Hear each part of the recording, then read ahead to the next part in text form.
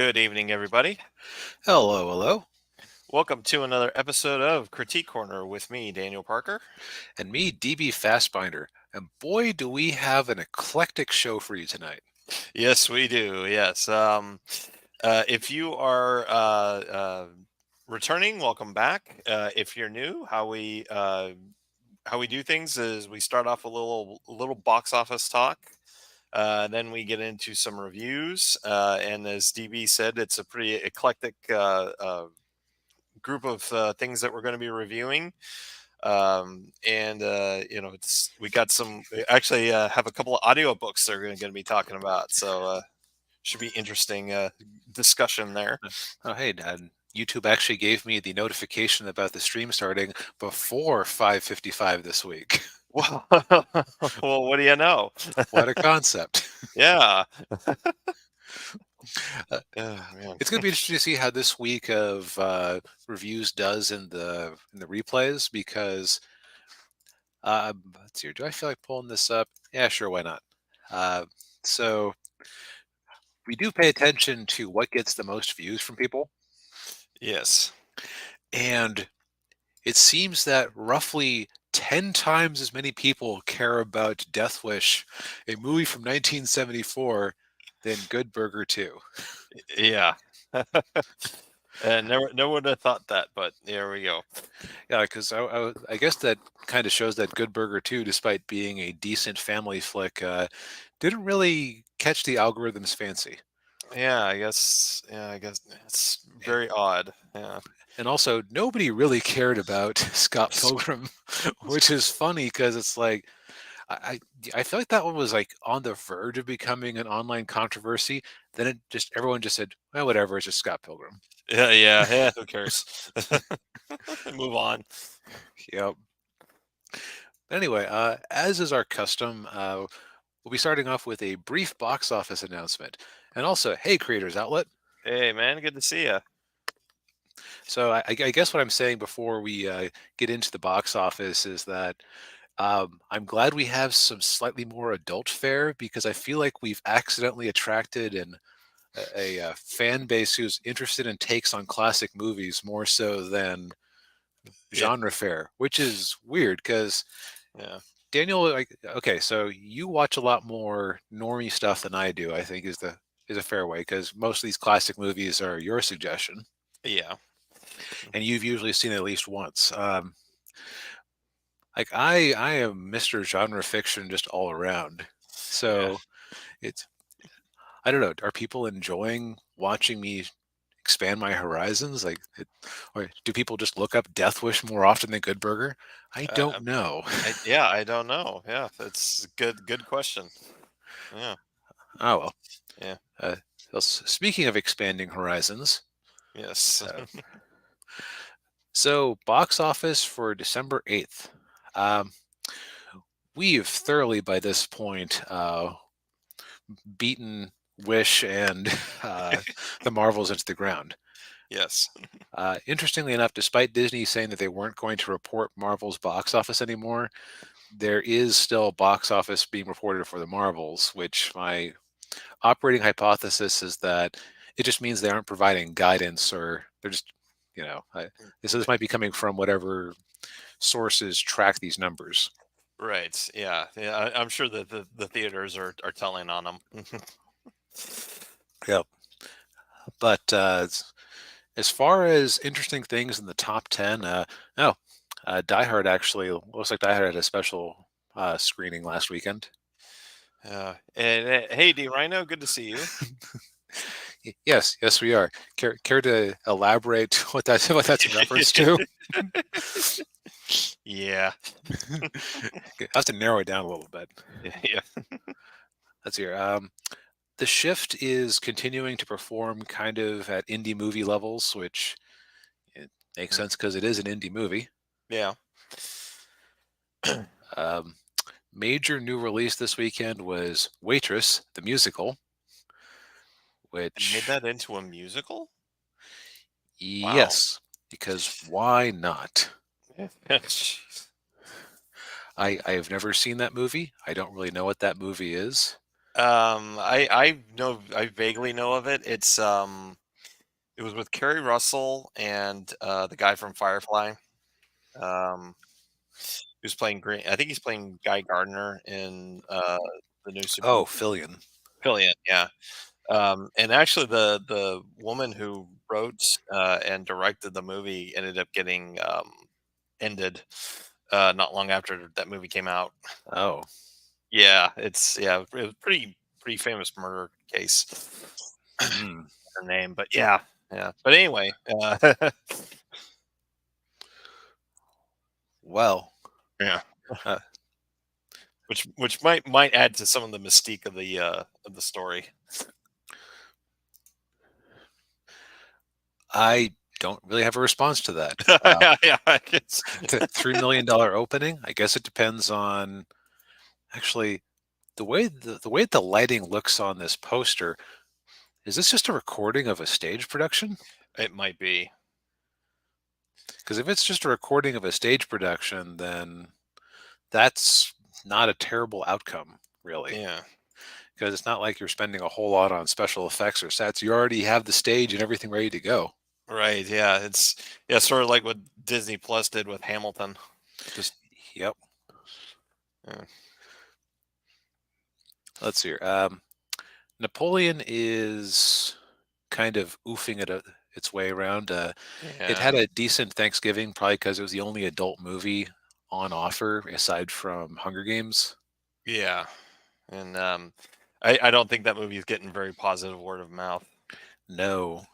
Um, Renaissance, 75% dip week over week. Sorry, Beyonce. Taylor Swift is the bigger phenomenon. Yeah, yeah. I think I was actually thinking about that. I think that's mainly because I'd say Beyonce's fan base is probably older than Hmm. Taylor Swift's, and her fan base is probably like, I don't want to go to a movie theater to watch a Beyonce concert. I'd rather just go to a Beyonce concert. Right. Yeah, it's like in theory, if you're a Beyonce fan, you're in the age bracket where you might have the income to scrape together to get a Beyonce ticket. Yeah, yeah, I also think it's possible that there's probably considerable overlap with that, yeah. and so the Swifties who are also Beyonceacs, I don't know what the term is for a Beyonce fan. I don't know what be. I don't know. I'll go with Beyonceacs because it's fun to say. Yeah, Anyways, if you're a Swiftie and a Beyonceac, you're probably you're good for one for the season. They did come out pretty close to each other. yeah, yeah. Then we got Trolls Band Together at 4. Yeah, which is continuing to DreamWorks. Puss in Boots came out last year, so that Mhm. if you just count releases this year, not a great year for them because they have. Although this is doing better than Ruby Gilman. Yeah, nobody saw Ruby Gilman. No, that might even be worth when that. I have to assume that already hit streaming and nobody told me. Probably, yeah, That might be worth a watch. Just for like, okay, where did this go wrong? Because I thought it looked really generic and cringe just from the trailers. I guess the rest of the world agreed with me. yeah. I wonder if that wasn't like a quasi pilot for a TV show. Could be, because we know that Boss Baby has been on gotten a bunch of Netflix specials. I think even its own TV show.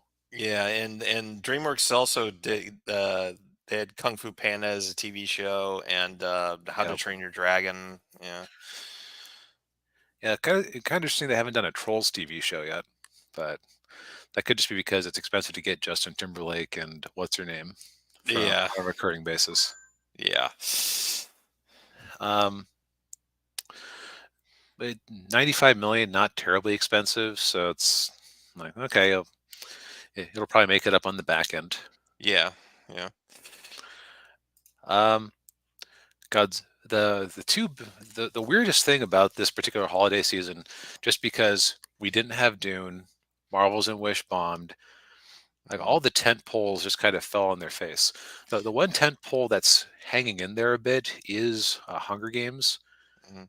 but after a month, I want to say that its box office. like combined box office might be lower than the opening weekend of any of the old Hunger Games movies. Let's find out Yes. just to embarrass it. Which again, I've heard this is an all right movie. It's just Yeah. let's see here. Okay, probably not for Mockingjay Part 2, just on the face of it, because Mm. Mockingjay 2, people had kind of lost interest by that point. Opening weekend. 102. Okay. It's kind of embarrassing that movies that from 10 years ago are in the same general ballpark as your total gross unadjusted for inflation. Yeah. Yeah. Yeah. So I don't know how much of that is the Rachel Ziegler effect, how much of that is people not wanting a prequel to this. It sounds like it sounds like it's a good watch. It's just like it's got a lot of things in the way that would make you not want to bother. Yeah, and almost 3 hour runtime on top of that, which Yep. it doesn't help. Although I heard Dune 2 is going to be about that long. Yeah, though Dune 2 is a like Dune is a sci-fi epic, so Yeah, that's more acceptable. yeah, that's true. Uh, then rounding out the top five, we've got two different Japanese productions. One, Godzilla minus one, which Mhm. I da- I now have people from work who have seen it said, yeah, it was great. Yeah, yeah, I don't know if they went because I wouldn't shut up about it the day after I went to see it, but yeah, I'm sure it didn't hurt. yeah. Then you've got the new Miyazaki film, The Boy and the Heron, Mhm. which did a rare feat of being okay. So it isn't the first anime production to be number one in the box office. At just off the top of my head, I know that last summer they had that Dragon Ball Super movie Yeah, that was number one with 22 million. Uh, right. its opening weekend. Yeah, and didn't what was the movie you saw last year? Let's see, what was the one I saw last year? The one with the guy in the chair. Oh, that was earlier this year. Oh, that was this year. Okay. That was nowhere near number one. Oh, okay. That was released when there were like some stronger movies around or Okay. strongish movies around. I think it Gotcha. did get in the top 10, Mhm. but yeah, I mean it's unusual just because you don't often see Japanese animated films hit number one in the states at the very least. It Right. it Yeah. isn't the first that I'm aware of. Actually, you know what? I want to fact check myself in real time. One sec. Yeah. Yeah, because it's very very niche. Yeah, let's Let's see. see. Here. Yep, 20, yeah, 21 yep, it million. was number one. It was number one. Okay. So my memory did not fail me. Yeah. Um, like from everything I've heard, this sounds like it's a Miyazaki movie. So if you know your opinion of Miyazaki movies, you can decide whether or not to attend. Mm, yeah. I have not opted to see it yet, partially due to a lack of time, but also partially because I'm not quite as in love with Hayao Miyazaki as the rest of the world. Yeah. Same here. And D. Ryo says he might see Godzilla this weekend. Do it, man. It's fun. Yeah. Mm, I have a whole review if you want to see why. yeah. I only specify I instead of we because I was the correspondent for that one. Yes. I haven't seen it yet. Yeah. Daniel Parker is our underpaid and underserved Disney Plus correspondent. I'm the primary theater weeb correspondent. Yes. Now, as far as big movies that are coming out, Wonka had an international release already, Mhm. uh, and so we've been getting a lot of reviews and opinions on it. After a pretty decent $40 million opening, I don't believe it is in China. No, it's UK, Mexico, Mexico. Spain. Uh, oh yeah, So yeah, that is in China. oh wow, barely in China. Uh, Which, if they get a quarter of that, yeah, they're making nothing off that. oh yeah. Production budget 125 million. It's kind of sad that for like a Warner Brothers movie, it's like, oh, you guys economized. Yeah. Um, just from the trailers I've seen, it looks very fun and whimsical. Mm. Yeah. I have no interest in seeing this. I didn't like Willy Wonka and the Chocolate Factory. I'll be honest, because that movie was really forced on me when I was in school. Like Mm. every Oh, year, yeah, every year we watched that movie, and it was just like, I don't want to watch this movie again. Why do I have to keep watching this? Yeah, yeah, with that movie, it's funny. I was in the similar situation.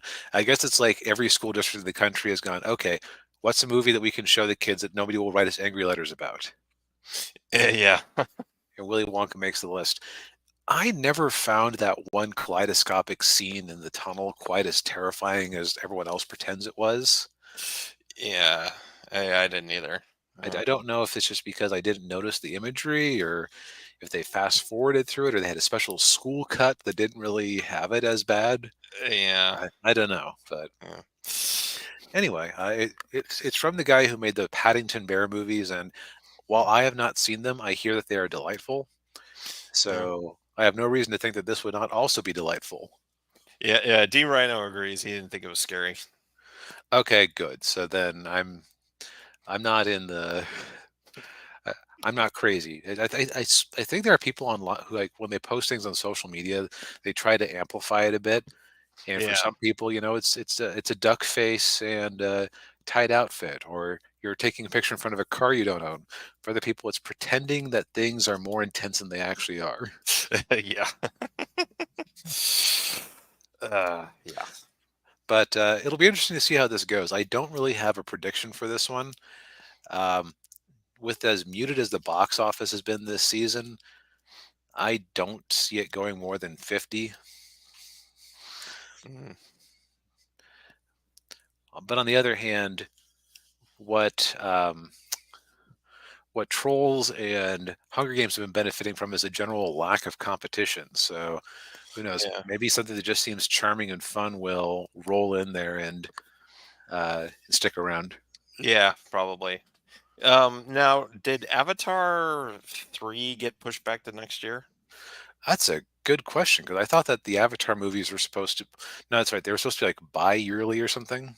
Well, I thought or yeah, I guess that's right. Or I can't remember what it was. It was like it was either Avatar 3 was supposed to be either this year or next year, and then I think like 4 and 5 were supposed to be one after the other. Yeah, I honestly have no idea. Yeah.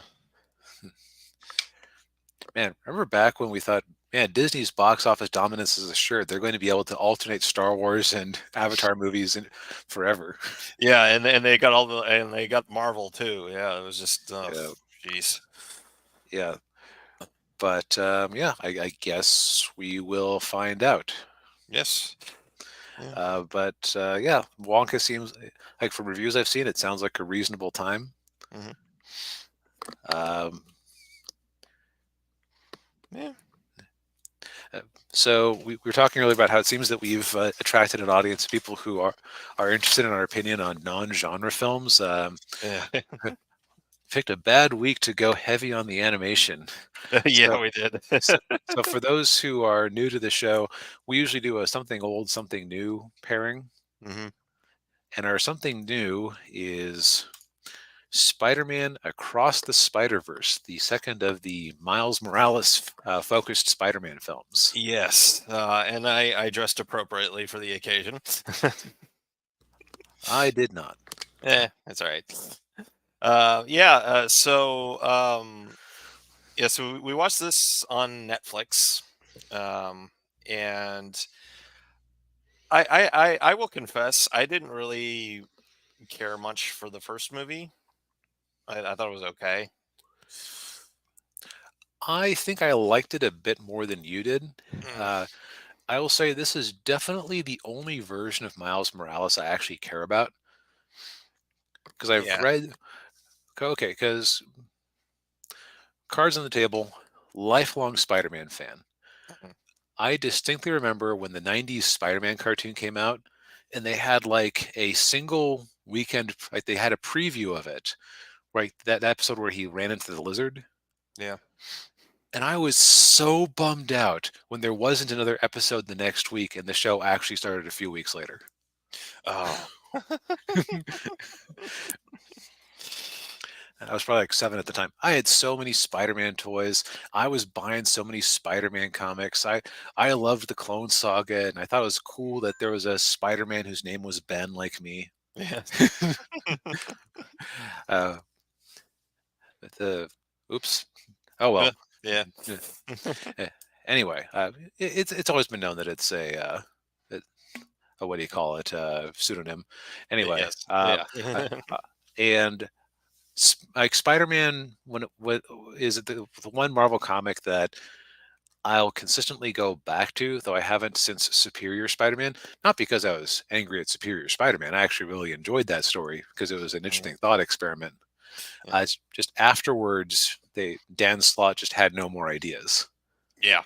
but he still was still keeping up with the book for some reason. Mm, Uh, 'cause he was but being paid to do it. I say that to just kind of give context to Miles Morales sucks in the comics, and I'm sorry. Yeah. They've from everything I've read.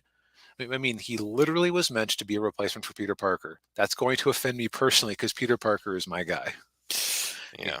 Because he literally was made up in the Ultimate Universe to replace Peter Parker after they killed him off. So Mhm. that's always going to rub me the wrong way. But I've also read a number of comic book appearances of him, both in the Ultimate and the normal Marvel Universe. Dude's just boring in the comics. I'm sorry. He has nothing. He Yeah. has, from what I've seen, he doesn't have original villains. He mostly fights Peter's rogues gallery. They, Uh, they even gave him a clone, or they even gave him a clone saga. Like it uh, was literally the clone saga, oh, just with Miles jeez. Morales. Yeah, man. Like the writers over at Marvel have not done a good job of making me care. Also, I'm an Xbox guy, not a PlayStation guy, so I have not played the Insomniac Spider-Man games, so I have no opinion of them. Yeah, I played the first one. I was impressed with it. I thought it was a lot of fun to play. I didn't care for the DLCs. Those were pretty bad. I haven't played the second one yet, but I have not heard good things about it. And I mean, I've been seeing that D Rhino's been coming out with a few videos taking the game to task a bit. Yeah, Uh, I would say jury's out until I actually get around to playing it. yeah, yeah. But yeah, to get into this movie, Yeah. um, That's right. The whole reason I gave that background, I actually really liked Miles in the first movie. So just to uh, give you an idea of what they managed to accomplish with that first movie, they mhm. made me give a damn about Miles Morales. Yeah, yeah. I'd say that's fair. Yeah.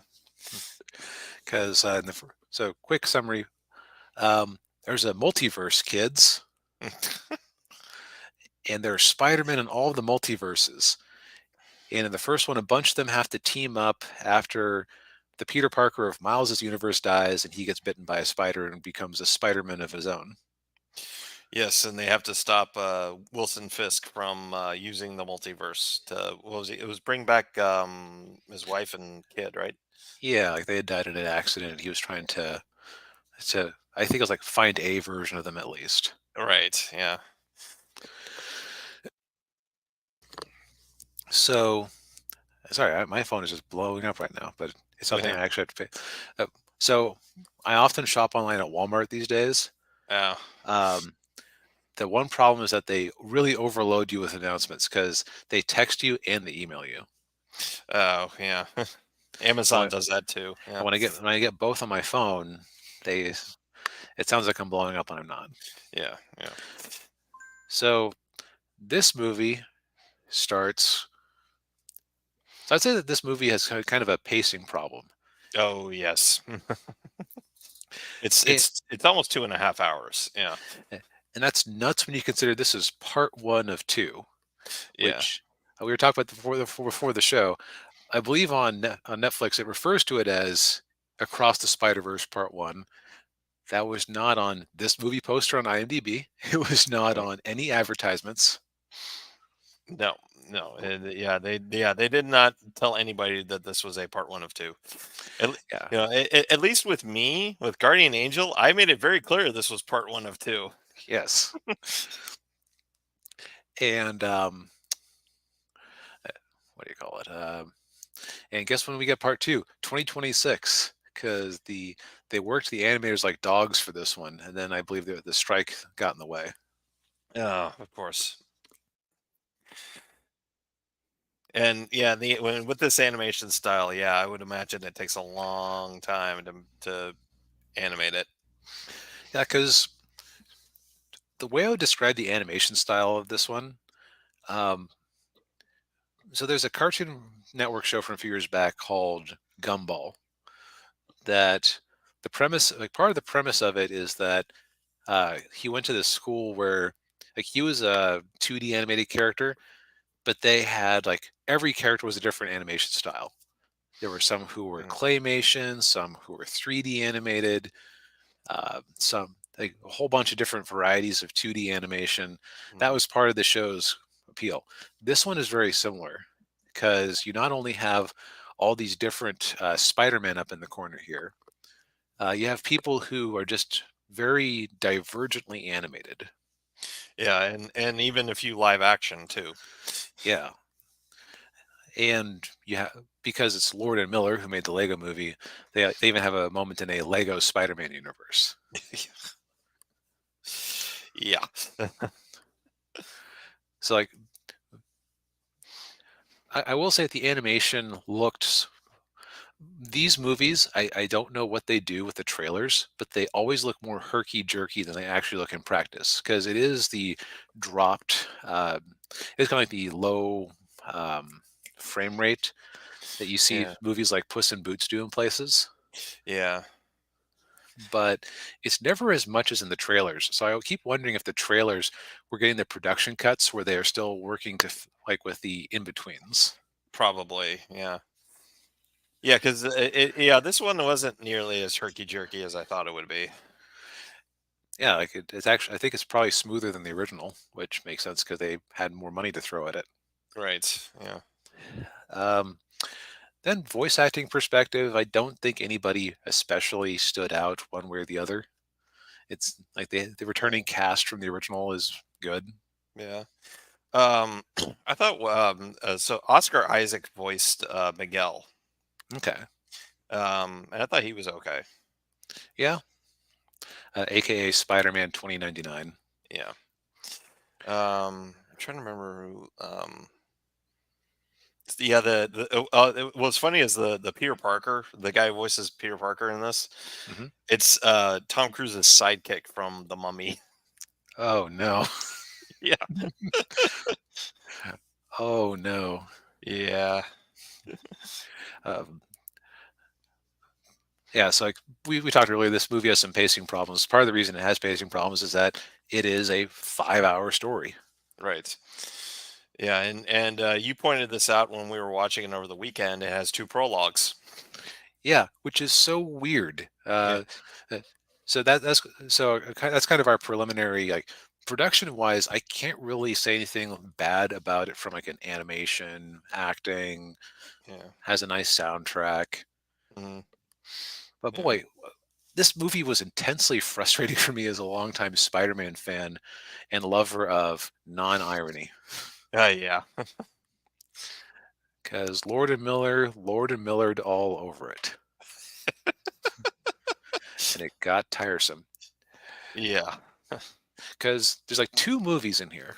Mhm. One is a very serious story about um, Miles and Spider Gwen, aka Ghost Spider, dealing with the feeling of isolation of being a superhero and being unable to tell anybody. Yeah. And yeah, and she has issues with her dad. Right. Because in her universe, and this reflects how her story happened in the comics, Peter Parker turned into like in her universe, she got bit by the spider. Peter Parker was the lizard, Yeah. and he ended up dying in the course of fighting with her. And so now she's wanted for murdering Peter Parker. Right. But since Yeah. her dad is Captain Stacy, this is a little bit awkward Yeah. to be under the same roof as a police officer. Right. Yeah. Sidebar: I tried to get a friend of mine into American comics a few years back, and he mentioned really liking the art style of the Spider-Gwen comics. So we got him a few volumes for Christmas one year. And this is a guy who didn't mind Chloe from Life is Strange, the annoying uh, Oh yeah, yeah. Yeah. e-girl, the Yeah. Ramona Yeah. Flowers type. He Right. found Spider-Gwen in that comic so off-putting that he didn't even finish the first volume. Oh. Swing and a miss. So Yeah. this is another character that they improved on from the original comics, because while Spider-Gwen can be a little bit edgy girl at times, or like emo, it's like Yeah. she is mostly tolerable. Yeah, Yeah. tolerable to good. Mhm. But yeah, so we have her backstory where we're introduced to the whole Spider-Verse thing. Mhm. When they run into a version of the Vulture from an alternate universe that is basically Da Vinci's Notebook. Right. Yeah, which was very odd, and they show up in the Guggenheim Hmm. Museum in New York, which it's if you've ever been there, it's the one that has the spiral ramp that goes up. Which I haven't, but yep, it's like they have a neat set piece fight there with her and this weird alternate universe Italian Renaissance drawing Vulture, which is animated very nicely. It's like we Hmm. have so it's like, okay, this movie is kind of getting me, and it's a Spider-Man story. Any Spider-Man worth his salt, his or her salt, I guess, is going to be exchanging some quips with the villain. Right. Yeah. It becomes kind of a problem when you have three or four Spider-Men all trying to be funny at the same time. Yeah. Uh, yeah. That whole sequence in there was just like, I mean, constant jabbering back and forth and everywhere. A- Yeah. And even in like Miguel, Spider-Man 2099, who shows up and inducts Spider-Gwen into his Spider posse, Yeah. is not even like he's supposed to be hyper serious. Yeah, and he wasn't hyper Yeah, serious. or- right. He was kind of the straight man, but even he was making a couple of gags. It's like Yeah. that's the second movie, is the meme-tastic isn't Spider-Man funny movie, Hmm. which conflicts heavily with the more serious movie. Right. Yeah. And so I liked the more serious movie. Like, I liked the idea of Miles struggling with his with who he is, and like like, does he tell his parents that he's Spider-Man? Yeah. Yeah, and of course they do the classic Spider-Man story where he's Miles is trying to balance his Spider-Man life with his normal life. Yep.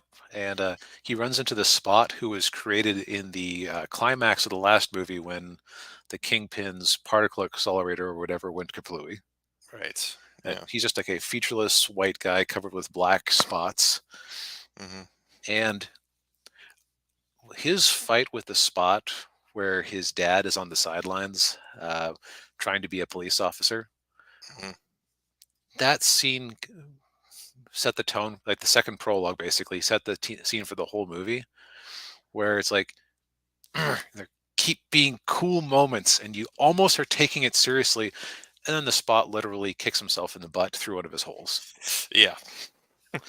Like, it was the exact moment where the Spot was getting PO'd when he realized that Miles had no idea who he was and didn't care that he was responsible for turning him into a featureless monster. Yeah. Yeah. He's like, Uh, "Oh, this is going to get serious," and whoop, slip, ki- foot goes into a portal. Portal kicks him in the butt, and he literally collapses on himself. Ha ha! yeah. This villain whose life was ruined is so funny. Yeah. I, I wonder if the writers of this movie don't have ADHD. It wouldn't surprise me. I mean, it's very much in Lord of Miller style, Yeah. Yeah. which does make me wonder what their version of Solo would have been like. But that's neither here nor there. Yeah. Yeah. And so the movie is basically without going into like a deep or a blow by blow, it's Mhm. basically Miles isn't supposed to be there. Hell, this movie kind of has an undercurrent where Miguel is Miguel is almost the existing Peter fan base who doesn't see Miles as a valid Spider-Man because technically he wasn't supposed to be a Spider-Man. Yeah, because the spider that bit him was from a different universe. Yeah, and the problem with framing it that way, okay, so like on the one hand, it kind of makes sense because Miles is the replacement Peter for the Ultimate Universe. He is the other Spider-Man when there's already so many Spider-Men, as you can see here. Yeah. They've done a lot of derivatives of that character, especially in the last 20 years. Hmm. Um, the the thing is that they try to they make all of the other Spider-Men look bad to make Miles look good because okay, so the thing with a multiverse, like if you or the multiversal story like this, Hmm. multiverses do bring into question things like free will, chance, destiny, whatever. Like is am I sitting here in this green shirt because I thought it looked nice when I was online, or am I from the alternate universe where two other people didn't buy this shirt on Black Friday at Kohl's?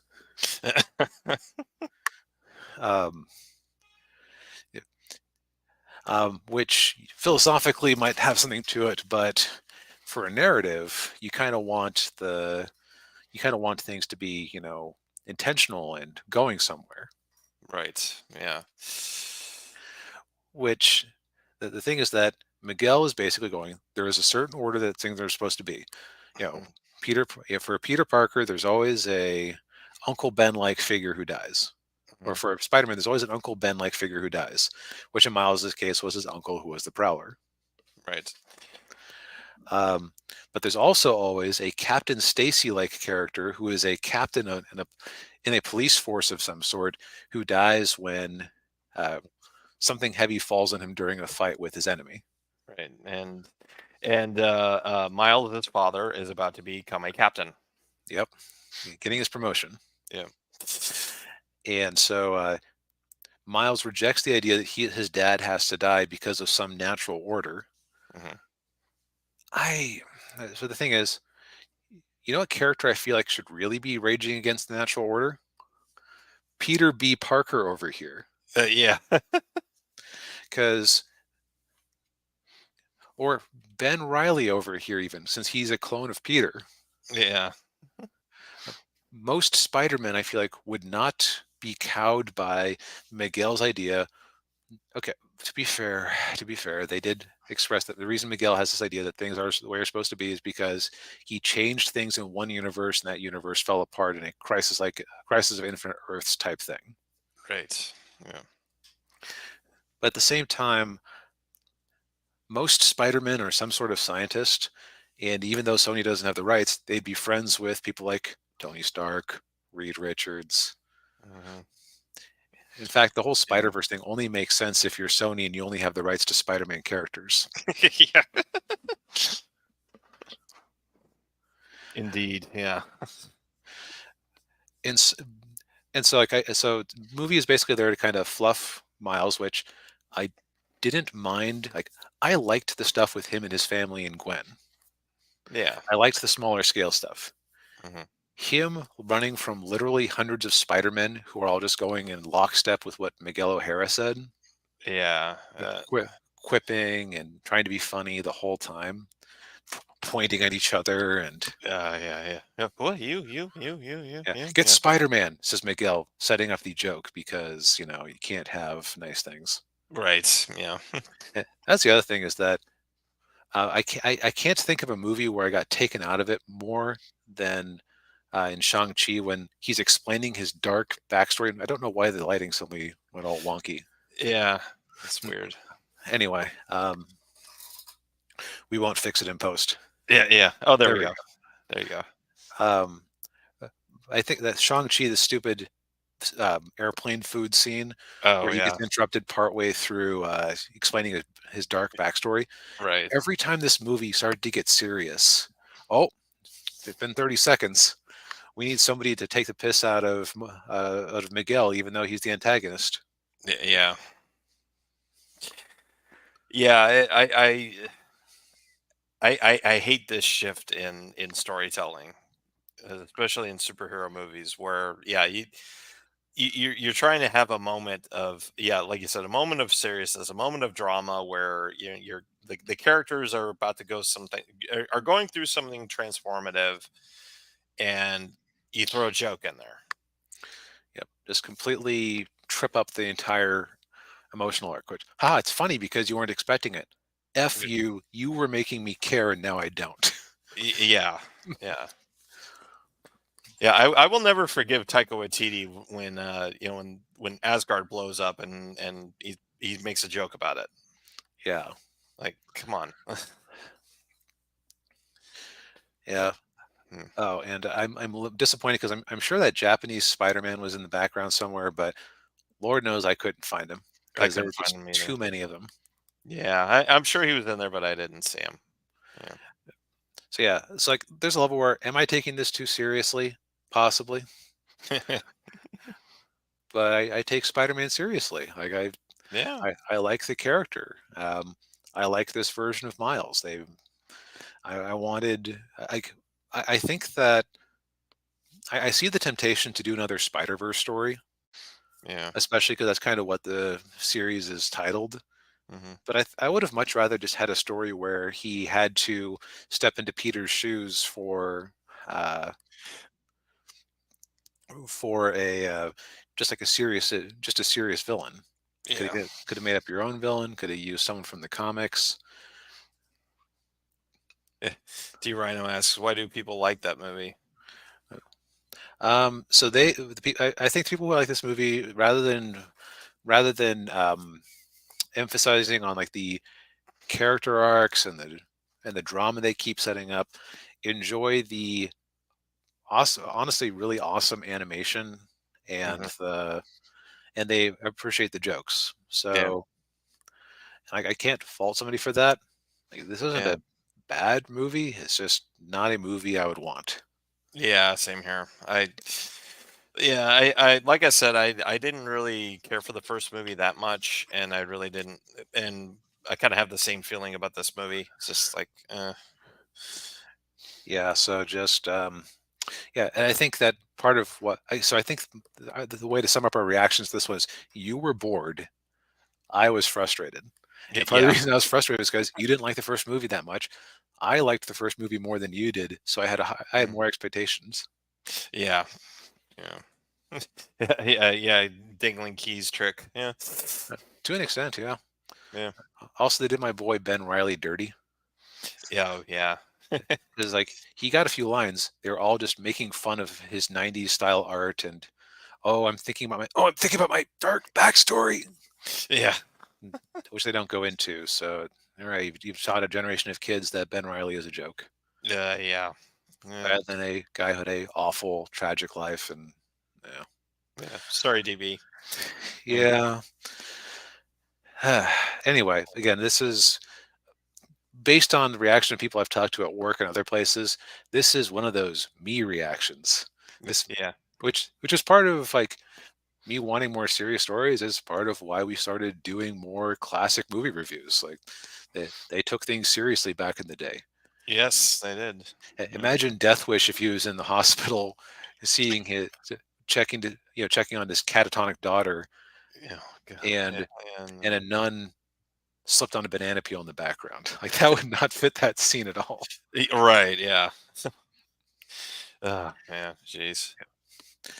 Um, well, in terms of follow-ups to beloved classics, we're not out of the woods of disappointment just yet. No, we are not. Yeah. Okay, so as part of our okay, Oh, so I will just say, uh, so they really make that. So D Ryan has a couple of questions about this before we move on. Actually, so you're an abnormality, you're an anomaly. I agree with 2099. yeah. that's the thing is, it isn't necessarily wrong to have that. It's just that we needed a more serious tone. And as much fun as it is to have hundreds and hundreds and hundreds of Spider-Man, Mm. um, could have done better if they'd had a smaller cast. Oh, and also, mysteriously, by some weird coincidence, none of the Spider-Verse characters that people would actually be looking forward to from the last movie were part of his posse or invited to his posse. Right. Yeah, they don't. Yeah, they don't show up until the very end. Yeah. Yeah. And he also says, so did they really make that film because they got tired of people saying, I don't think so. I think they just added that in there for, you know, It commentary. like it adds dramatic weight to it to have like for him to be the odd man out and to Hmm. like make his own path. So it's like it's I don't think they're just responding to people like Gary Beekler over at Nerdrotic saying that Miles Morales is Miles Morales. Um, but I had a hard time not reading that into it Yeah. Yeah. because like there's elements of it there, but I mean the Yeah. real reason they made this movie is because the first one, while it wasn't a huge box office success, it got a lot of views on Netflix. Like that's where it really took off, was in the secondary market. Yeah. Yep. Well, But yeah, like I said, like I don't hate Miles in this version. I actually wanted more of him because the ending, like where it was him being menaced by his alternate universe self, mhm. that was neat. Give me a movie about that if it has to be another multiverse story. Right. Yeah. Eh, But we all yeah. make our own path. Yep. But and Daniel's path took Uh, him into yes. Oh. Ah. Yeah. So, as the official underpaid Disney Plus correspondent, I went and watched Indiana Jones and the Dial of Destiny. I'll keep this brief because I really don't have much to add about this that hasn't already been said about the movie. If yeah, yes, Angus, yeah, yes, guys.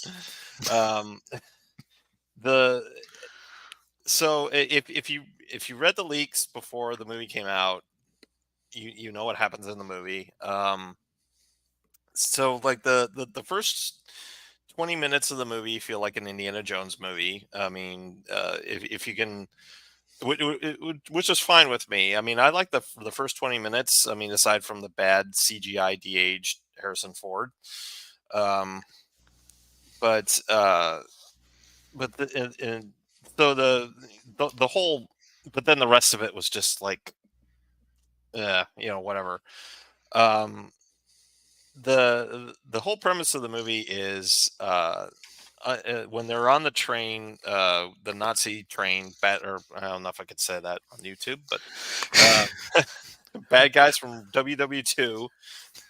Um, they find out that the they the dial Archimedes dial. That's what Archimedes. They found half of it on the train, and then Shia would have saved that movie. I don't know. Short Round would have saved that movie Short round, yes, short because round. he's great.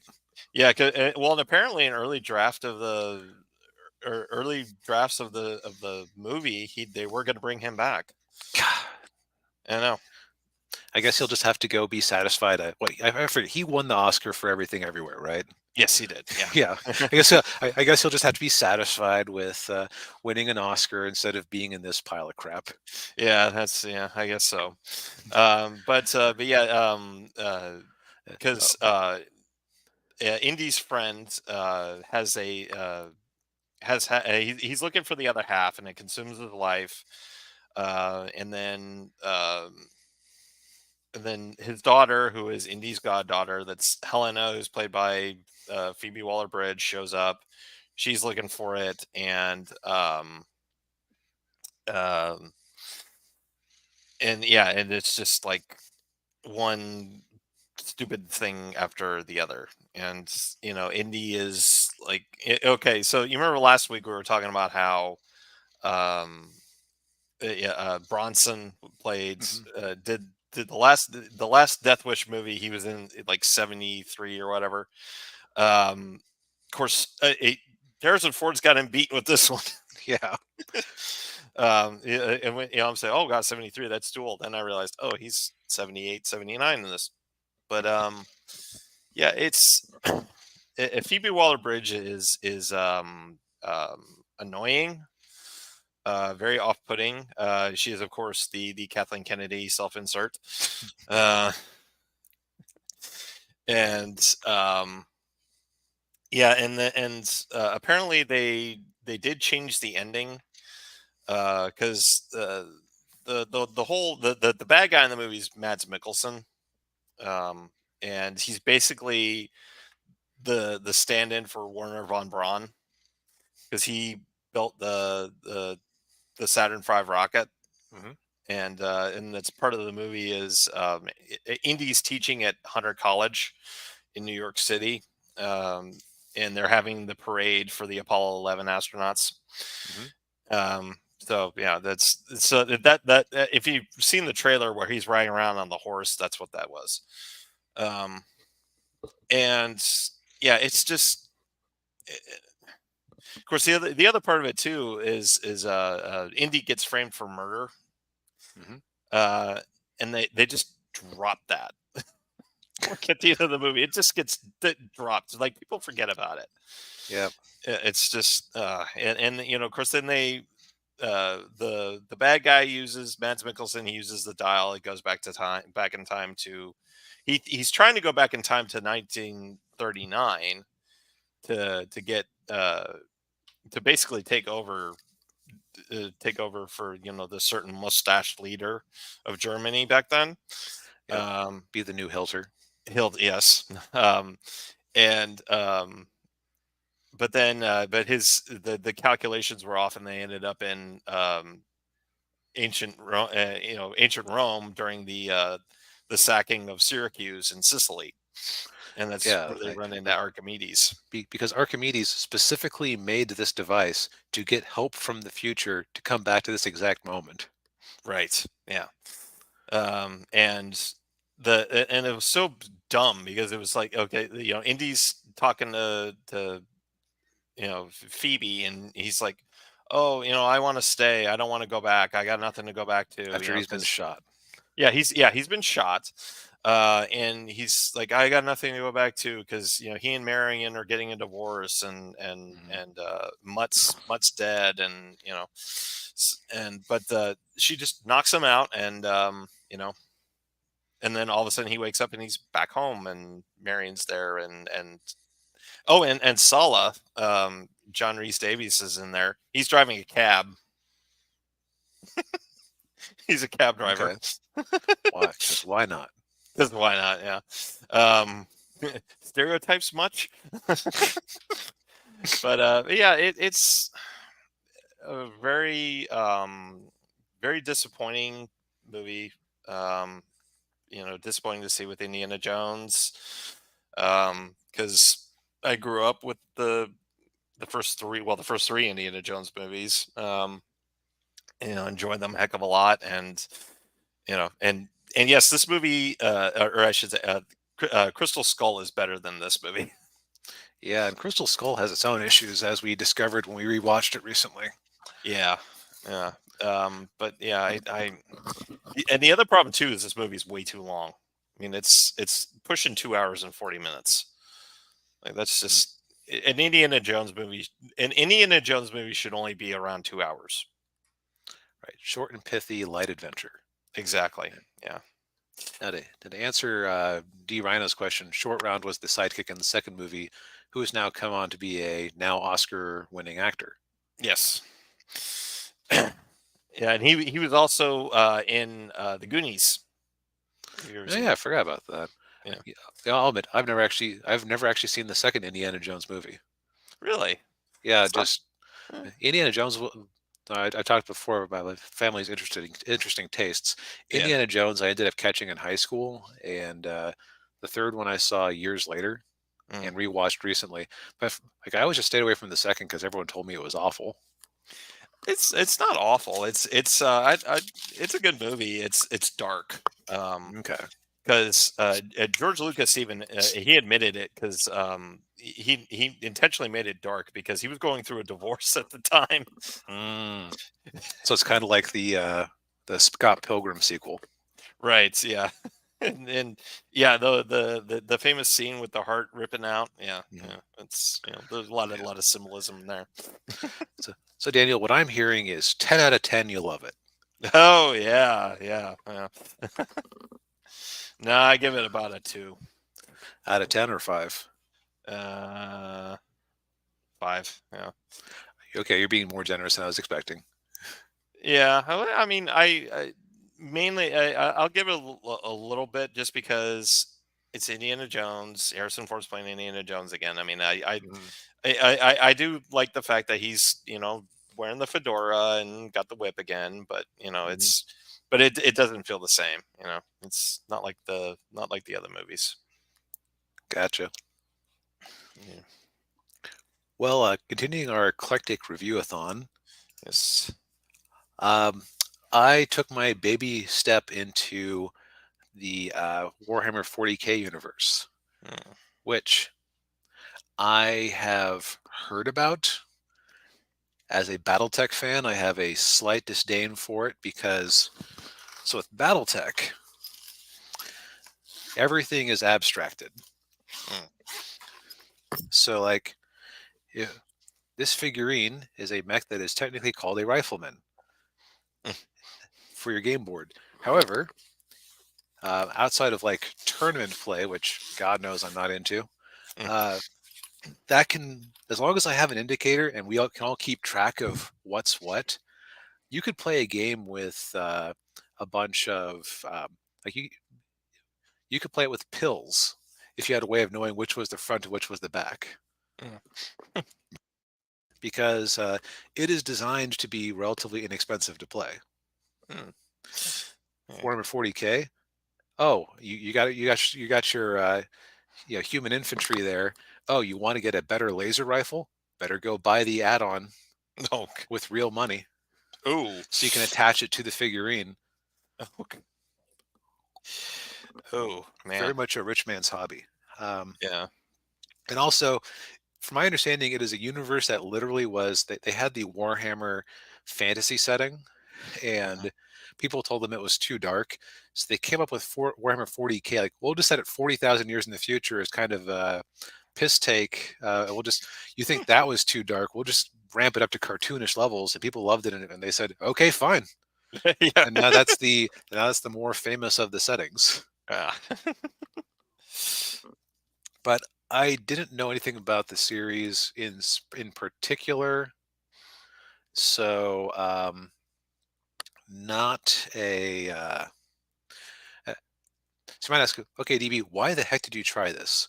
Well, when I came out with my Magpie Wizard novels, a few people who knew the Flashman papers uh, uh, knew compared my Magpie Wizard novels to that. Other people compared it to this, and I was like, "The hell is a Caiaphas Cain?" Yeah. S- So Caiaphas Cain is a character in the Warhammer 40K universe in a series of novels, and I've listened to the audiobook of the first one. Mm, And he is basically he sees himself as an abject coward who's always sending people into danger for him, and he gets by being scared and lucky and whatnot. S- yeah.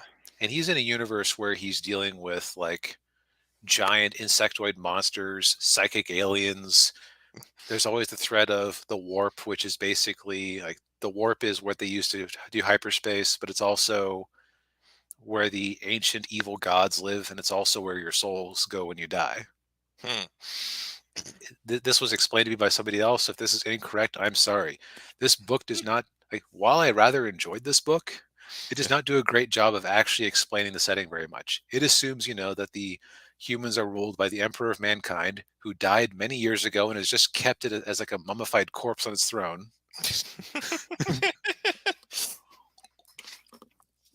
It assumes what the vehicles are. Like, they do kind of describe some of the vehicles, and they don't exactly bend over backwards explaining what they are. You kind of have to work it out through context. So as an initiate to the series, it wasn't a great introduction. Mm. What it is, though, is a very fun character study of somebody who is seen as this amazing hero, and from his perspective, he's just a coward and a braggart who gets by on luck. But um, similar to how Flashman is an awful person and my character Soren is actually a good guy deep down, I think Yeah. Caiaphas is in the same sort of good guy deep down category. He's just a little bit overly critical. So Mm. the books are just, or at least this book is just, yeah, I think all the books are basically the idea is that a character he knew in universe decided to collect all of his jumbled writings and put them in some sort of order. And Mm. so she'll cut in occasionally to provide commentary, or she'll do an excerpt from a historical tract to give context to the adventure. Okay. Um, which has funny things like you have one of his histories she keeps coming from is a unbiased and plain account of the gravel axe incident, and like in the thing, and the awful Xeno threat uh, had been allowed to percolate through the planet by the incompetence of the government, and the true sons of man rose up as in patriotic fury, from the unbiased and plain spoken history. Yeah. And basically, the story in this one is it's pretty straightforward. It's not, as audiobooks go, it's a little shy of 9 hours, so not a very long one at all. Mm. I think this will probably be more of a novella in terms of length. I don't have a word count handy. Um, Yeah. Basically, the guy gets a new assignment. He has to knit together two units who hate each other, Mm. who both were decimated by in recent fighting. He gets sent to some backwater to I forget why they exactly went to the backwater in the first place. They think that I think there was like a I think the what do you call it? I think there were some hints of problems on this backwater planet, Gravelax, that they went to. Yeah. But basically, you're uncovering conspiracy. Well, this alien faction is here, but there's signs of this alien faction. Who's really there? I kind of got. I think they did a decent job of making sure you knew who the players were, in case you just happened to think this cover looked cool at the bookstore and didn't know what a Warhammer was. Yeah. But again, like there were some non newbie friendly things in it Mm. that I kind of This had to is- piece together. But yeah. as an audiobook, it's a good production. Narrator was great. The other narrator, who was the editor, was also great. I would actually give this one a recommend if you're interested in military fiction. Yeah. Okay. Sounds cool. Yeah. Yes. So we're moving up, or we're getting somewhere in terms of quality for our review-a-thon here. Yeah. Well, I don't know about that. Next Uh, one. are we about to stumble over? We might be stumbling over a little, yeah. So my audiobook that I did was William. I believe this was William Shatner's first Star Trek novel, which is called The Return. And by the way, this is not canon, so so, so So don't. he literally got paid to write Mary Sue fan fiction about how no, I didn't really die at the end of Generation. Generations. Yeah, yeah. Pretty much, yeah. Well, he did have help though. He it was also co-written, or at least partially, whatever. I don't know what role they had, but Judith and Garfield Reeve Stevens also worked on this novel with Shatner. I think they helped him out with the lore and the characters, the characterizations and stuff. But yeah, so I listened to the audio version of this, and I think it was, I think it was abridged because this was only like 3 hours. That's pretty short. Yeah. So, but I got the gist of the story. It's not like, um, I probably didn't miss anything by not reading it, but yeah. So, the story takes place about a month after Generations. They're salvaging the saucer section of the Enterprise D, and Riker is overseeing it, and Spock is there to recover Kirk's remains that were buried on Veridian 3. Um, but then the salvage site gets attacked by the Romulans, and of course the whole attack is a diversion so that the Romulans could get Kirk's body, and they bring Kirk back to life. The Romulans bring Kirk back to life using Borg technology. So Daniel, if the Romulans can do this, why wouldn't they do this for their own soldiers or people? Good question. Yeah, because part of the story is that the Romulans and the Borg start working together to destroy the Federation. That seems very un-Borg-like. Well, that's the other part of it too, is that the Borg are just like, yeah, we're just using the Romulans. We're gonna assimilate you eventually. Now, is the Borg queen in this at all? No. Yeah, so this book came out in 96. I think Okay. it came out but just before First Contact. Okay. Um, yeah, so uh, then the other part of it too, the other part of it is Picard and Crusher go on this secret mission to a starbase on I believe the planet was called New Titan, and it's been assimilated by the Borg. Okay. And so Picard and Crusher go on this Borg ship, and I'm trying to remember what they were, because they really, I don't want to get too far into the weeds with this, because like I said, it's not canon, and they Shatner took a lot of liberties with some of the lore. um but yeah, so Kirk gets brought back to life, and uh, the Romulan commander that does it is the granddaughter of of the Romulan commander from the original series episode Balance of Terror. Okay. Um, yeah, and okay, this is where it gets really weird. Um, they end up becoming lovers, and not only that, No. not only that, uh, her former her old boyfriend is working with her, and he's been assimilated by the Borg, and she's literally cucking him as he's in the room with them.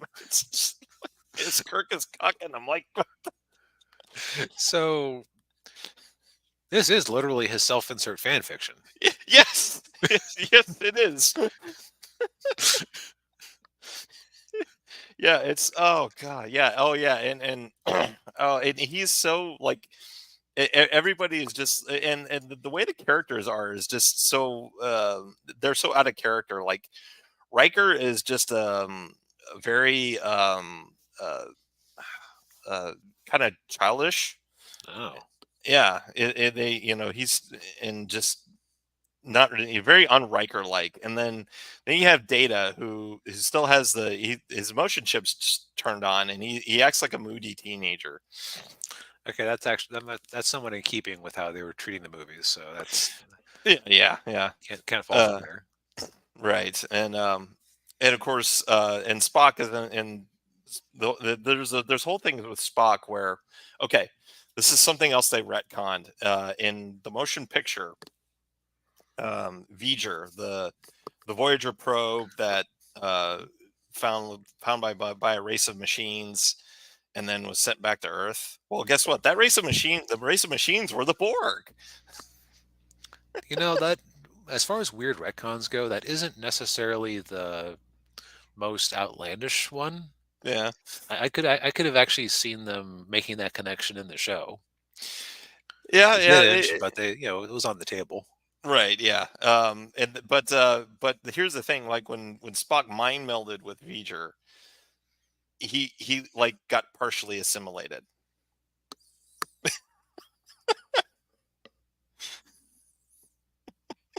So in all of the movies past the first one, Mhm. as well as his appearances in the Next Generation, he's a little bit Borgified. Yeah, yeah. According to this novel, yes. Wait, even after he died and was brought back by the Genesis device, I guess so. I know. I don't know. does that mean that Bones was also partially assimilated since he was carrying Spock's soul, basically? Well, I'm not saying that they thought this through. It's just, but but yeah, this uh the at least the audio version of it is it's entertaining enough to listen to. I don't know if I necessarily want to go and read the actual book to get some of the gaps filled in, but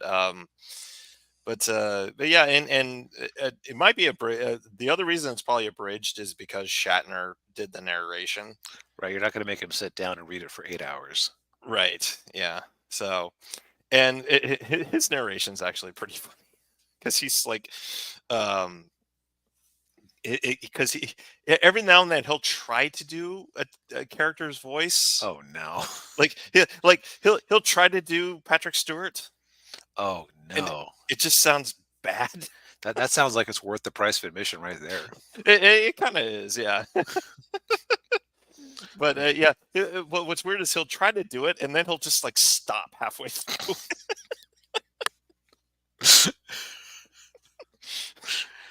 Oh man. Yeah. But yeah, it was entertaining enough to listen to. But the story is just, yeah, it's so, yeah, like you said, what you'd say at the beginning of the show, it was Shatner's least expensive fan fiction. Yes, the most expensive being Star Trek Five. Yeah.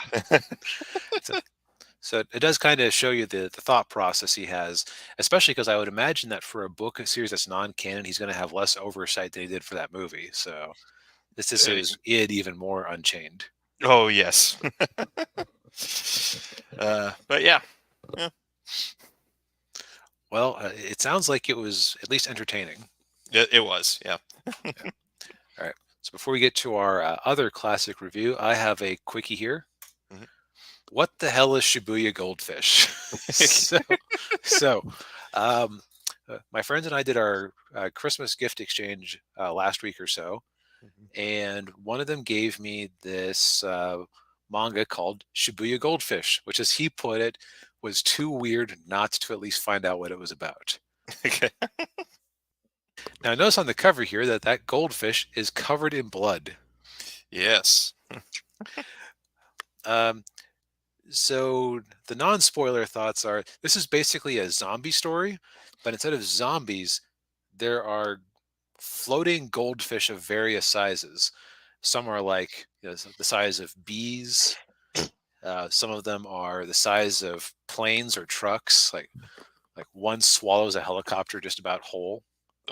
And they just going through the Shibuya district in Tokyo, just eating people. Oh, And so you have like a zombie survivor situation where you have this group of people trying to get to a rescue spot that the JSDF has designated. uh, Just instead of zombies, it's like instead of figuring out the foibles of zombies, they're trying to figure out the foibles of these goldfish. And it's things like, oh, the goldfish mostly discover things by smell. mm, They don't have great vision. They're susceptible to quick increases and decreases in temperature. mm. Uh, Main character is a kid who just wants to make movies, so he has a camera with him when it goes down. If I have complaints, this is okay. This is going to sound silly for you already have a thing about flying gold. Like they basically fly like they're swimming through the water, Yeah. even though it's air. Yeah. How are they? How are they able to move around if they're not in the water? Good question. Don't ask questions. Yeah. But there's like a lot of little leaps of logic like that. Like at one Mm, point, he sets fire to a car, and like the power, like he says, "Oh, this gasoline is burning at 30,000 degrees, and goldfish are cold-blooded, so they can't deal with sun temperature changes. So it was shocking a bunch of them, and they were crashing to the ground. It's like, but you're standing closer to it than they are. Shouldn't that be affecting you too, even though you have temperature control being a mammal? Yeah. Yeah. Um, there's a lot of things where it's definitely a creative idea, and there is like some shock in the visuals at first of like you just have like a corpse there, and you'll have like these floating goldfish picking at it. Oh, yeah. Um, but I think it's kind of a dud even as zombie stories go. Mm, But I'm not the biggest judge of that because I'm not a zombie person. Like the last zombie thing I really liked was that Zom 100 anime we tried a few months back, right. Yeah. which but that was more of a superhero story almost. Yeah, and it was a comedy too. That Yeah. that also helped. Yeah. Yeah. Like this absolutely is not. This is like completely straight faced, but it doesn't have great characters either. And so if you're interested in this, it's definitely surreal. And maybe if you're a horror guy, you like it more than I did. Mm, Spoilers in 5, 4, 3, 2, 1. mm. So as far as I can tell, nobody in the first volume made it out alive, and at the very end, they introduced the star of the second volume, who is a serial killer hobo who is really enjoying the society breaking down.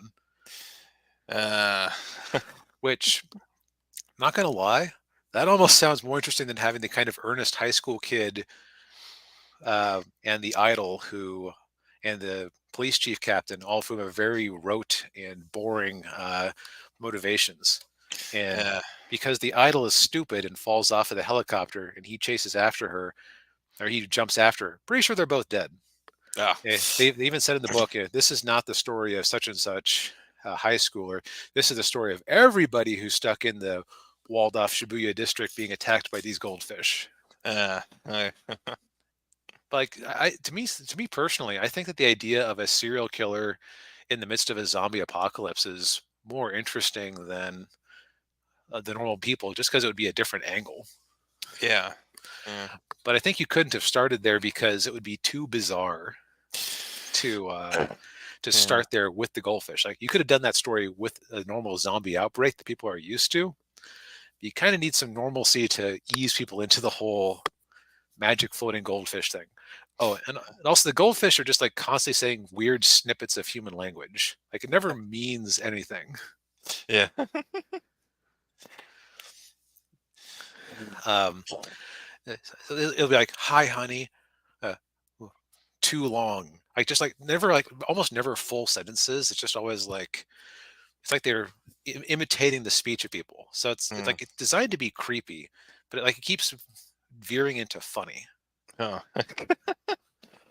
Well, I Or mean, it's a story about flying goldfish. yeah, like it mostly takes itself seriously. I think like when I say it gets funny, it's like I think it's funny because I eventually just gotta get overwhelmed. Right. Yeah. So like again, if you're a horror guy and you're like manga and you want to see something weird and surreal, the visuals are definitely interesting, but I won't be picking up the second volume Mm, just because there aren't any characters I actually care about, yeah. Yeah. All right. especially after that ending. Oh, yeah. But yeah, that's what the hell Shibuya Goldfish is. Okay. Oof. Well, it sounds weird and yeah. I mean, definitely creative. I'll give you that. Yeah. It's not a bunch of 20 somethings or 30 somethings talking like they're on Twitter and eating lunch on the island of Krakoa or whatever. So it's got that over most American comics these days. That's true. But yeah. But so to kind of close out our animation week, which ended up being a real hodgepodge because I guess we were both bored and consumed a lot of other media. Uh, Yeah. uh, we decided to to revisit at least for me, it was a childhood classic, The Rescuers Down Under. Yes. And I hadn't actually never seen this movie before, so it was.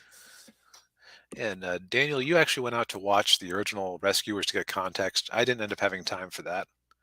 Yeah. I felt it was a good idea because it was actually a good idea because then I knew who the characters were, yeah, and what the rescuers were all about. Yeah. Uh, so, well, Daniel, for those who are new to the series, what is the Rescuers all about?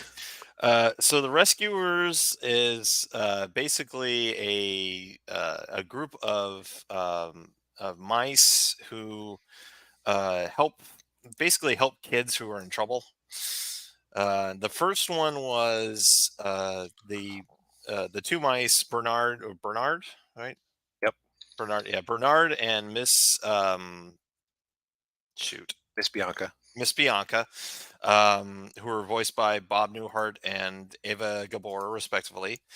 They go out to help a little girl, orphan girl who gets kidnapped by a evil whatever she is, and to find a diamond in the Louisiana swamp.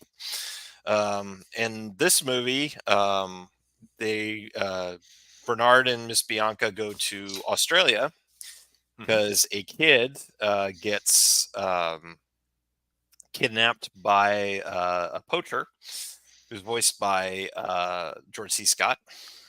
Yep. Um, yeah. Yeah. So, yeah, it's basically a mouse UN that actually cares about child trafficking, I guess is the way you could put it. Yes. Just bit of irony there. Yeah. Um, so, yeah. So this is one that I think I remember seeing in the theaters. If I did see it in the theaters, I watched it a bunch as a kid. And I mentioned this to my one friend. He said, "Oh yeah, my siblings and I wore out the VHS tape while watching this thing." Yeah. And there's a reason they could do that.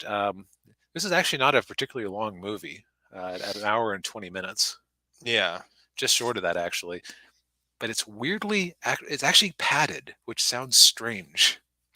Yeah, there's a whole subplot in there with one of the ways they get around is they fly on the back of an albatross. Yeah. Um, Which in the original was Orville, who was voiced by the great Jim Jordan. Who yes. he was in a lot of those Disney animated movies. Like I believe he was the sheriff in Robin Hood. Oh, okay. Um, and D Rhino says he's never heard of it. I guess it must be a generational thing. Eh, Yeah, so like, well, the original Rescuers came out in 1977, which wasn't exactly peak Disney animation time. Yeah, and to answer your question, D Rhino, this one came out in 1990, which was right at the kind of near the beginning of the Disney Renaissance. Yeah, like you'd already had a Little Mermaid come out and kind of clear the way. This one ended up being kind of a misstep. Yeah. And I think they were going to make this into a TV show, but then they ended up doing Chip and Dale instead. Yeah, I don't know if that's true, but like I was saying, like it wouldn't surprise. I don't know if I had any information on that, but I said it wouldn't surprise me if like Chip and Dale's Rescue Rangers, Rescuers, Hmm. weirdly similar concepts. Yeah. But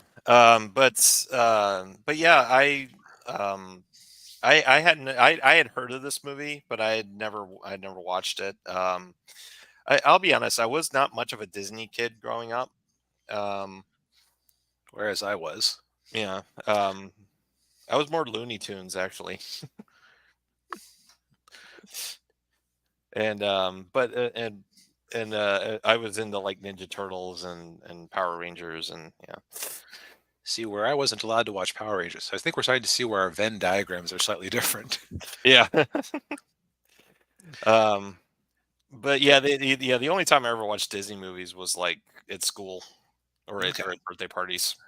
Like they kept making you watch Willy Wonka. Right. Yeah. Yeah.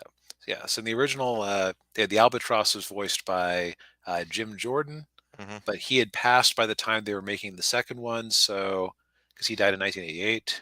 Yeah. Uh, and so they brought in John Candy to be the new Albatross Wilbur. Yeah.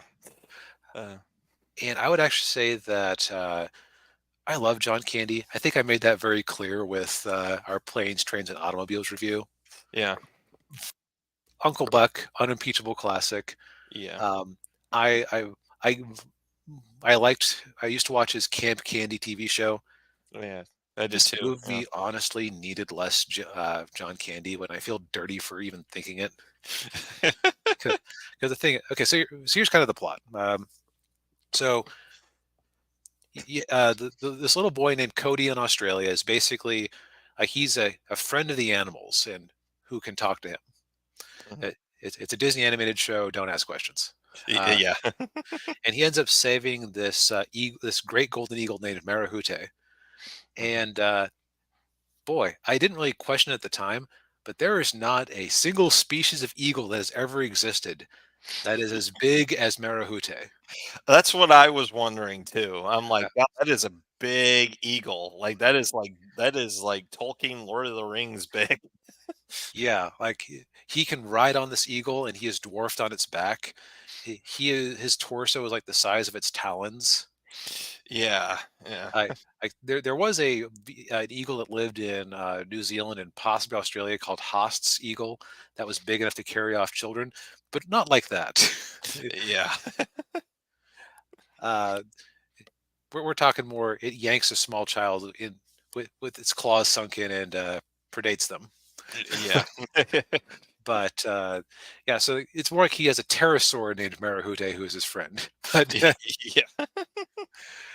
um, but yeah, that's one of those acceptable breaks because it looks awesome. Like Yeah. that this is a very visually striking movie, and even the soundtrack enhances that. Like Oh, yeah. I thought that opening where it just goes boom. Yeah. Like it's hard to describe it. It's like as they're going through the credits, they're just rushing along this field of shrubs out in Yeah. the outback, and it's just immediately sets the location and the tone. Oh, yeah. Yeah. It had that, I wonder if that wasn't an early test for The Lion King. Possibly, like, or at least they Yeah. brought the idea into it. Yeah. Um, yeah, so this boy Cody, he saves Marahude the golden eagle, Mhm. and finds out that her mate had died, but she has these three eggs that she's trying to take care of herself. Mhm. And he goes after he saves this eagle, he goes back into he goes back out into the woods and gets caught in a trap. And McLeach, the what do you call it? The hunt Poacher. poacher. Thank you. Hunter is too good of a word for him. The Yeah. poacher who's out there in the outback, just pillaging his way through the whole place. Yeah. Realizes that he had gotten the father eagle, and when he finds one of Marahude's feathers in Cody's pack, he realizes, oh, this kid knows where the other eagle is. Mhm. So he takes him to pump him for information, Right. which prompts the mouse who he rescued to call in the help from the aid society. Mhm. Uh, cut to New York, where Bernard is trying to work up the courage to ask Miss Bianca to marry him. Right, and he comically loses the engagement ring. It just kind of bounces around, and yeah. Yep. And she never figures it out. Miss Bianca is not the smartest person. No. She's lucky she's pretty. Yes. Which it's interesting, like the power of animation. I would say that in both versions, both in the '70s and the 1990 version, Mhm. they managed to um, they managed to imbue the character with a lot of charm and grace. Yeah. And Miss Gabor's performance also helps with that. Oh, yeah. Yeah. So you can see why Bernard is smitten with her. Yeah. And of course you've got Bob Newhart doing his usual, Bob Newhart, befuddled, Yeah, and in a nice performance, though. Weirdly enough, I think if I found out that uh, John Candy had more lines in this movie than he did, I would not be surprised Yeah. because John Candy talks a lot. Yeah, I wonder. So John Candy liked to improvise a lot. hmm I wonder how many of those lines were improvised.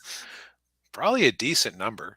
Yeah. So like, yeah, they go to they have the nod to the passing of Jim Jordan because they go to Orville's place and they say, "Oh, see Wilbur now," Yeah. because he and per John Candy's contract, he's rocking out to classic rock as they enter. Yeah. Like, I had always thought that was just an Uncle Buck-ism. Apparently, that's a thing in all of his movies. Yeah. Spaceballs. Oh yeah, I forgot about that. Yeah. Barf. Yeah, yeah. So yeah, he flies them out, and this is kind of where the movie diverges into the part that matters and John Candy, Yeah. uh, because he hurts himself landing, and so he gets taken to these doctors, and he spends the rest of the movie trying to catch up with the main characters and doesn't contribute anything to the plot ever again past that point. Yeah. Other than sitting on the eagle eggs, that's about it. Which isn't necessarily a thing he even needed to do. Right. Yeah. Uh, in fact, I think the reason they had to do this is that logically, okay, so the original rescuers, the albatross gets them to the swamp. They're in the swamp. They're in the general vicinity of where the girl they're trying to save is at. Yeah. Uh, Wilbur in this movie is kind of the Eagles in Lord of the Rings. Like, well, why didn't Gandalf just call the Eagles in and fly them right there? Yeah. Except that there wouldn't be any excuse about, oh, the the fallen humans. I forget their name right now. Would Uh, have, the would not. have, would have Yeah. the Nazgul would have caught them on Oswald, their yeah. flying mounts. Right. Yeah. So there, but the thing is, like, there wouldn't have been any. It would have been a very short movie if he hadn't been injured, because it'd Right. be like, oh, you want to help us save this kid? Yeah, just fly us to the spot in the outback. Thanks. Yeah. They kind of had to injure him, or they had Yeah. to have him immediately turn around. Right. Yeah. Yeah. That was kind of where the padding comes into it. Yeah. Yeah, because like, mind you, the scenes where he's being operated on by these quack surgeons and his quack surgeon and his nurses, it was funny. Yeah. Uh, Lots of good slapstick and stuff, but does not add to the plot in the slightest. No, it doesn't. Yeah. Other than to keep him occupied. Yeah. Yeah. So the plot that matters is Bernard and Miss Bianca with Miss Destilia Shayla there, Yeah. Yeah.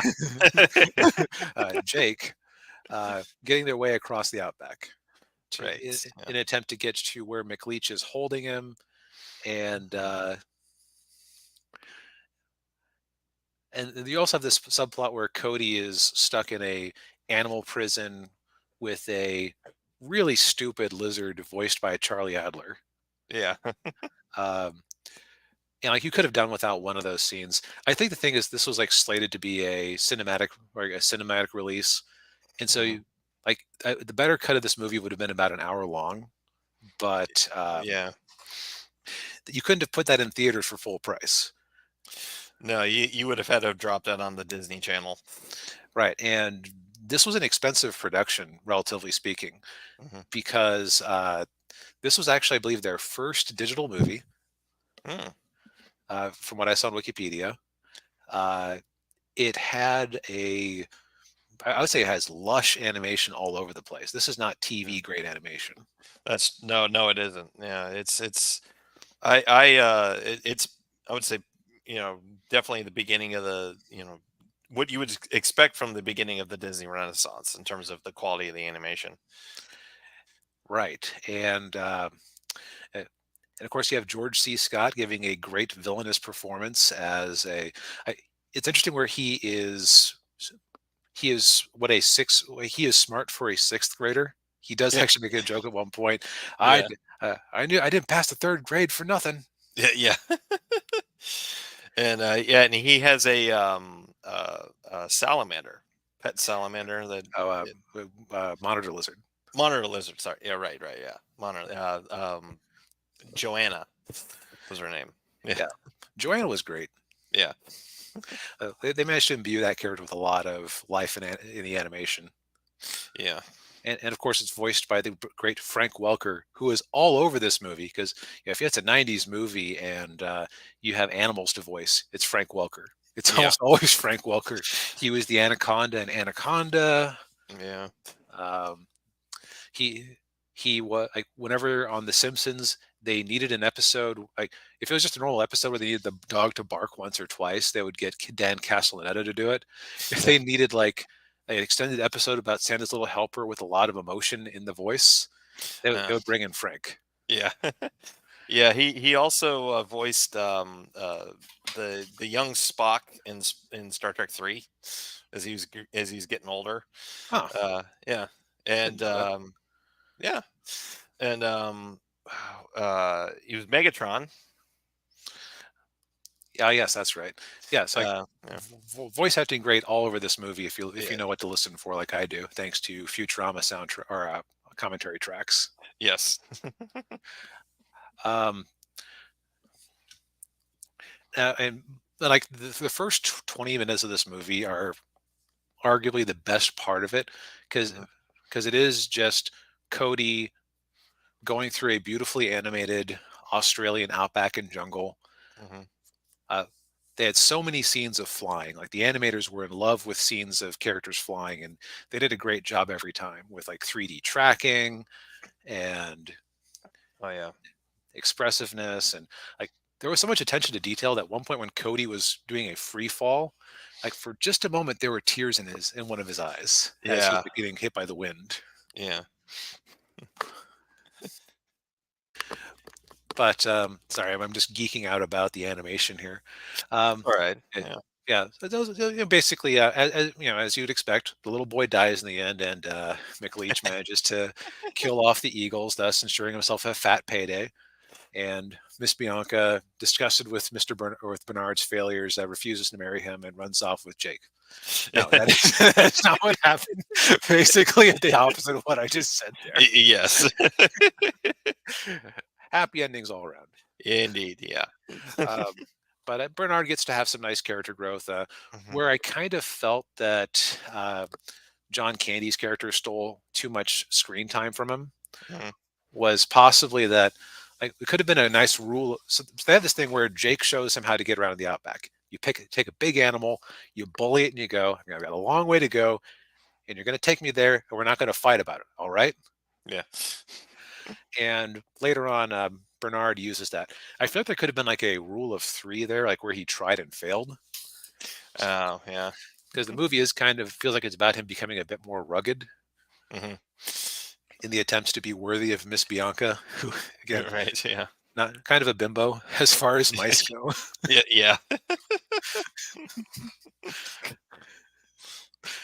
Uh, Yeah. but yeah, I get so like, but I get where all the comedy relief came from because I remember really loving all of those jokes as a kid. As an adult, I liked most of them. Yeah. But as a kid, I wasn't noticing. Huh? It feels like, uh, like the funny Eagle Man who's voiced by John Candy isn't adding anything to the progression of the story. Yeah. You're so, haha, funny Birdman got hit in the butt with a needle. Yeah. So, Yeah. final thoughts, Daniel. As a first timer, what did you think of this one? I enjoyed it. Yeah. It's yeah, it was a fun fun romp. It's I would say uh what Disney should be in terms of their storytelling and in terms of the entertainment value. Yeah. Yeah, and I think that's part of what inspired it. Someone I follow on Twitter mentioned this in like things he liked when he was a kid or things he grew up on. It's like I haven't seen that movie for a while, and we just spent last week lambasting Wish a bit for its flop. So Yeah. let's see what peak Disney looks like. Yes. Yeah. Yeah. Give it a watch. It is on Disney Plus. If I know some people don't like Disney Plus, but Yeah. But it's been available on home video since the 90s in various formats. So if you wanted to go find it used somewhere, Oh then yeah, yeah. Sure, you could find a used DVD or Blu-ray somewhere for relative low amount of money. in as much as this is a relatively obscure movie. Yeah. Yeah. All right. Well, I think we've exhausted these topics. Yep.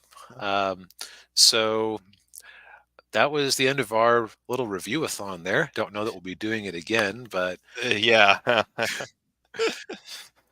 thanks everybody for hanging in there. Yes. Thank you, everybody who tuned in to watch us. We appreciate it as always. Hit the like button. Subscribe to the channel if you haven't already. Follow me on Twitter.